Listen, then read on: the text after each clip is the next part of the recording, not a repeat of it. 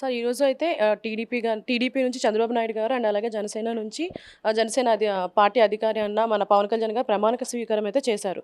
కానీ ఇక్కడ చూసుకుంటే తమిళ్ పరిశ్రమ నుంచి రజనీకాంత్ గారు కూడా రావడం జరిగింది గానీ, టీడీపీకి సపోర్ట్ చేసే టీడీపీ ఫ్యామిలీకి సంబంధించిన ఎన్టీఆర్ గారే కానివ్వండి, లేదు అంటే మన పవన్ కళ్యాణ్ గారికి సంబంధించి అల్లు అర్జున్ గారే కానివ్వండి, ఎవరూ రాలేదు. కుటుంబ సభ్యులే రాలేదు అని చెప్పేసి అంటున్నారు. దీనికి ఏం చెప్తారు? ఆహ్వానం అందరికీ పలుకుతారు. వాళ్ళు ఏ పని నుండి రాలేదో, లేకపోతే రావాలనిపించలేదో, రాకూడదు అనుకున్నారో, నెంబర్ 1.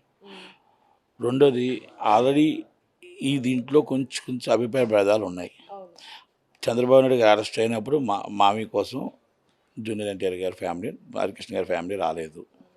ఆ ఒక అగాధం నడుస్తుంది. మొన్న వైసీపీకి సపోర్ట్ చేసిన అల్లు అర్జున్ గారు రాలేదు. కనుక మన కొణిదెల ఫ్యామిలీ సెలబ్రేషన్లో కూడా అల్లు ఫ్యామిలీ కనబడలేదు. కనుక పెద్దవాళ్ళందరూ కలిసి ఉండాలనుకుంటారు. చిన్నవాళ్ళు డిఫరెంట్ ఒపీనియన్స్ ఉంటాయి. ఇప్పుడు అన్ని చేతులు ఒకలాగా ఉన్నాయా? కావు కదా. కనుక వాళ్ళందరూ కలవాలి. ఆ ఫ్యామిలీ అందరూ బాగుండాలి. సినీ ఇండస్ట్రీ అనేది అందరూ కలిపి ఎవరికి ఎన్ని ఉన్నా, ఎన్ని అభిప్రాయ భేదాలు ఉన్నా, సినీ ఇండస్ట్రీ ఈజ్ డెవలపింగ్లో అందరం కలిసే ఉంటాం.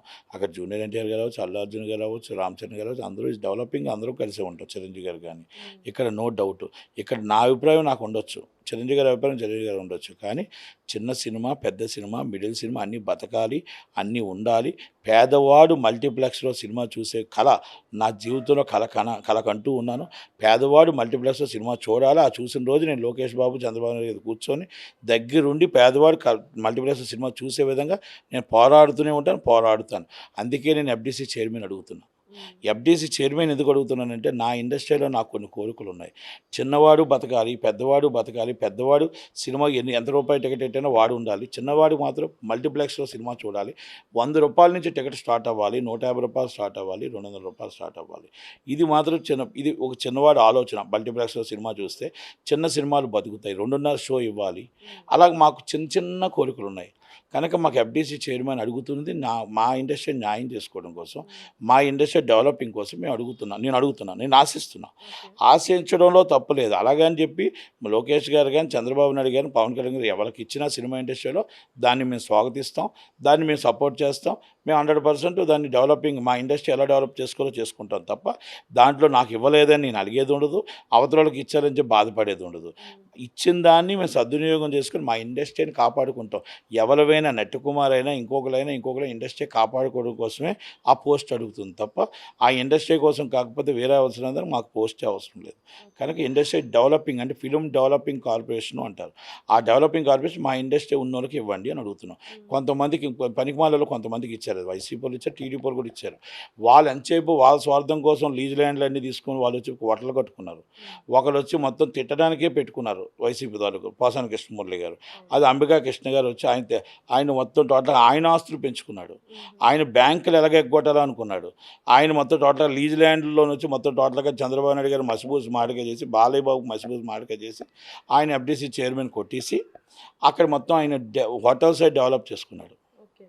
ఇది అలా కాదు. మనం నిక్కచ్చిగా మన ఇండస్ట్రీని కాపాడటానికి, చిన్నవాడిని, పెద్దవాడిని, మిడిల్ వాడిని కాపాడటానికి మన 100% సపోర్ట్ చేసే వాళ్ళకి మీరు ఇవ్వండి. నేను ఎప్పటి నుంచో ఆశించు నాకు ఇస్తే నేను ఇంతకుముందు నాకు గత చరిత్ర చూసుకోండి. నేను ఛాంబర్లో చేస్తున్నాను, కౌన్సిల్లో చేస్తున్నాను, జాయింట్ సెక్రటరీగా ఎన్నో పోస్టులు చేస్తున్నాను. ఏ రోజైనా ఒక చిన్న తప్పు ఉందా, నాది చిన్న బ్యాడ్ ఉందా, ఒకసారి చూసుకొని నాకు ఇవ్వండి.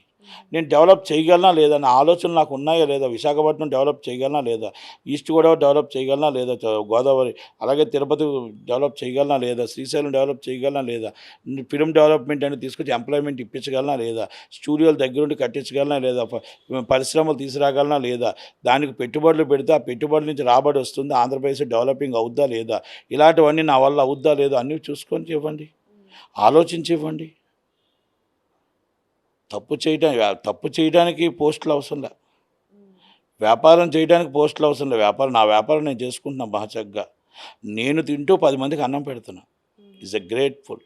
కానీ మన ఇండస్ట్రీ మన కన్నమ్మ తల్లి మనకు అన్నం పెట్టిన కన్నమ్మ తల్లి డెవలప్ అవడానికి మనం ఉన్న ఊరు మన రాష్ట్రం బాగుండాలి, డెవలప్ అవ్వాలని చంద్రబాబు గారు చేస్తున్నప్పుడు మనం కూడా కొంచెం పార్టిసిపేషన్ చేసి మనం కూడా ఇండస్ట్రీ నుంచి కొంత మొత్తం టోటల్గా పెట్టుబడులు పెట్టించి పరిశ్రమలు డెవలప్ చేసి సినిమా ఇండస్ట్రీలో కొంత ఎంప్లాయ్మెంట్ ఇవ్వగలిగి అక్కడి నుంచి మేము కూడా నెలకు సంవత్సరానికి ఒక 200 కోట్లు 300 కోట్లు 400 కోట్లు మేము ఇన్కమ్ చూపించాం అనుకోండి.